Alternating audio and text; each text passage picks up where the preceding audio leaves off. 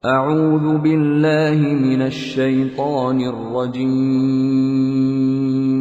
بسم الله الرحمن الرحيم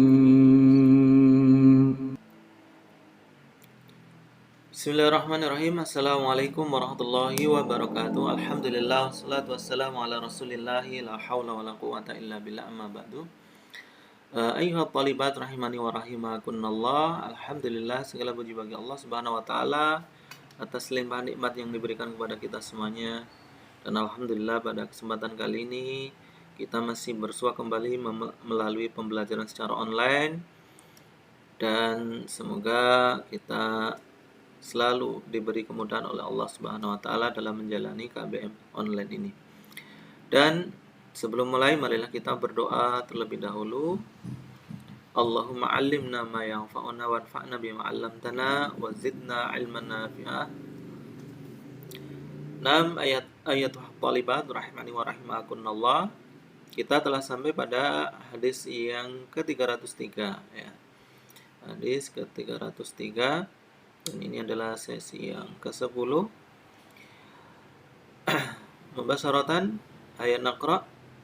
An Abdullah bin Umar radhiyallahu anhuma anna Rasulullah sallallahu alaihi wasallam naha an nikahi syighar.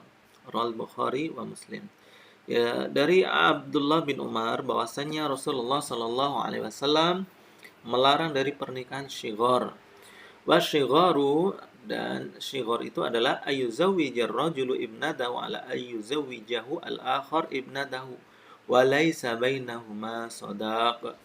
Syighar itu adalah seseorang menikahkan anak perempuannya dengan syarat orang lain itu menikahkannya dengan anak perempuannya dan tidak ada di antara keduanya itu shadaq atau mahar yang harus dibayarkan. Nah, asyighar ya, bacanya asyighar seperti ini. Fil lugha ar-raf'u. Artinya adalah mengangkat. Fa ukhidha minhu suratu hadzal nikah. Ya, kemudian diambil untuk gambaran pernikahan ini. Li raf'i kullu wahidin minnal waliyaini ya inda mauliyatihi li sahibihi bila sadaq wala naf'a ya'udu 'alaiha.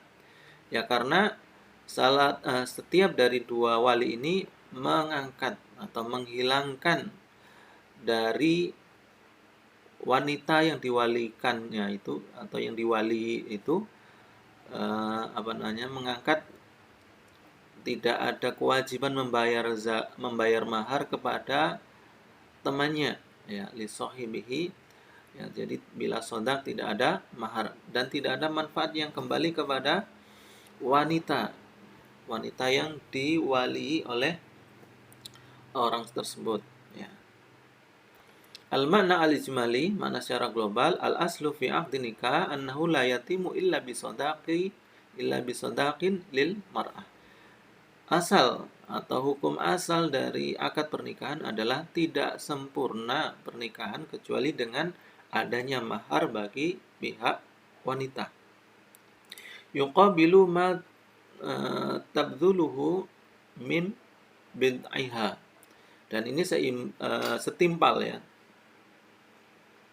Setimpal apa yang telah diberikannya ya dari perkawinannya ya, dengan adanya status kawin. Jadi memberikan kawin kepada pihak laki-laki. Walihadza fa inna Nabiyya sallallahu alaihi wasallam naha an hadzal nikah al-jahili. Maka karena ini Nabi SAW melarang dari pernikahan jahiliyah ini. Alladzi yadlimu bihi al-awliya'u mauliyatihim. Yang mana dengan hal ini para wali itu menzalimi wanita-wanita yang di bawah perwaliannya ya. Wanita-wanita yang di bawah perwaliannya. Id yuzawwijunahunna bila sadaqin ya'udu naf'uhu alaihinna.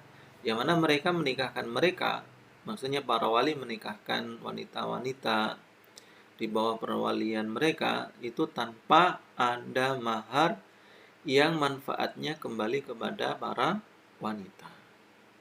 Wa innama yadzulunahunna bima yarda raghbatuhum wa syahwatuhum.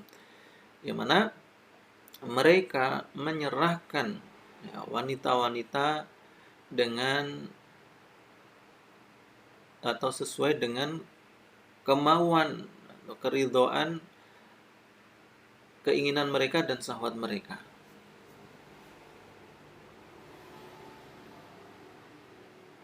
Fayuqaddimunahunna ilal azwaj, dan para wali itu memberikannya kepada para suami ala ayyuzawwijuhum mauliyatihim bila sadaq, ya dengan syarat ya saling bertukar ya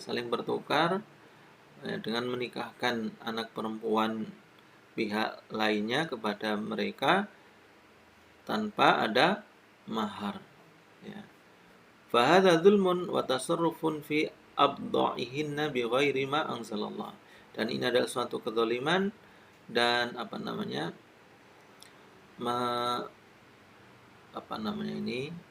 mengalihkan dalam hak kawin mereka dengan selain apa yang Allah turunkan ya, jadi mengalihkan perkawinan tanpa atau di luar apa yang diturunkan oleh Allah Subhanahu wa taala. Wa makana kadzalika fa huwa muharramun batilun, dan apa yang seperti itu maka itu adalah haram dan batil. Tsumma ma yukhadhu minal hadis, ya, kesimpulan atau faedah hukum dari hadis ini adalah al-awwal an-nahyu an nikahi shighar, larangan menikah ya dengan pernikahan shighar. Wa nahyu yaqtadi al-fasad, karena larangan itu memberi konsekuensi kerusakan ya. Bahwa ghairu sahih, dan ini adalah sesuatu yang tidak benar ya, konsekuensi dari pernikahan tersebut itu adalah kerusakan. Suma asani annal illata fi tahrimihi wa fasadihi huwa khuluwuhu minas sadaq al-musamma, dan sebab atau alasan diharamkannya dan juga kerusakan dari nikah ini adalah tidak adanya mahar yang disebutkan. Wa min sadaqil misli, dan juga mahar yang semisal. Wa asyara ilaihi biqali wa laysa bainahuma sadaq, dengan yang ditunjukkan oleh beliau atau ucapan Nabi itu, dan tidak ada di antara keduanya itu sadaq atau mahar. Suma salis wujubu an-naskhi lil mauliyah, wajibnya an-nushu, ini nasihat ya, kepada wanita yang diwali ya, wanita di bawah perwalian. Fala yajuzu tazwijuha bi ghairi kaf'in, maka tidak boleh menikahkannya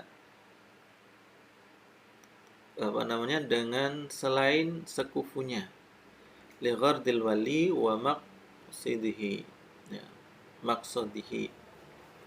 untuk tujuan maksudnya tidak boleh menikahkan wanita dengan tanpa adanya timbal balik ya, kufun itu.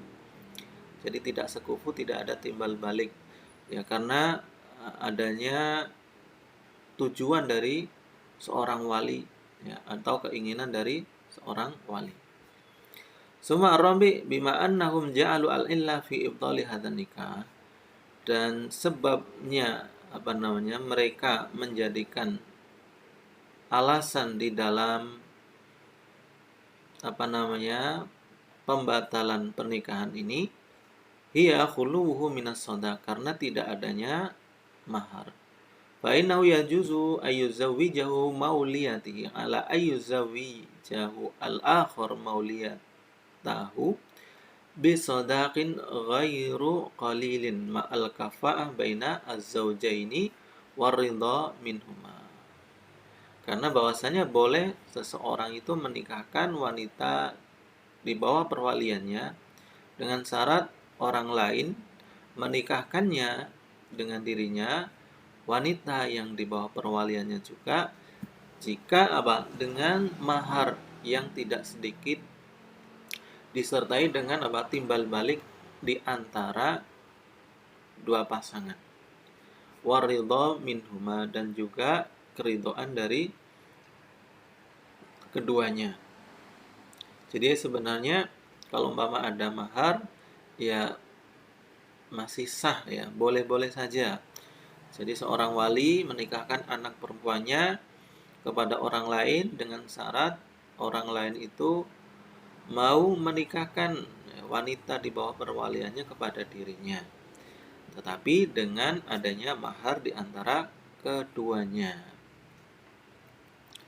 Suma al-khamis qauluhu wa syighar ila akhiri hadza qala Ibnu Hajar ikhtalafat ar-riwayat an Malik fi man yang sibu ilahi tafsiru as-syighar. Ya, berbeda riwayat dari Imam Malik terhadap siapa-siapa yang dinisbatkan kepadanya penafsiran dari asy-syighar. Fal aktsaru lam yansibuhu li ahadin. Kebanyakan para ulama itu tidak menisbatkannya kepada satu orang saja.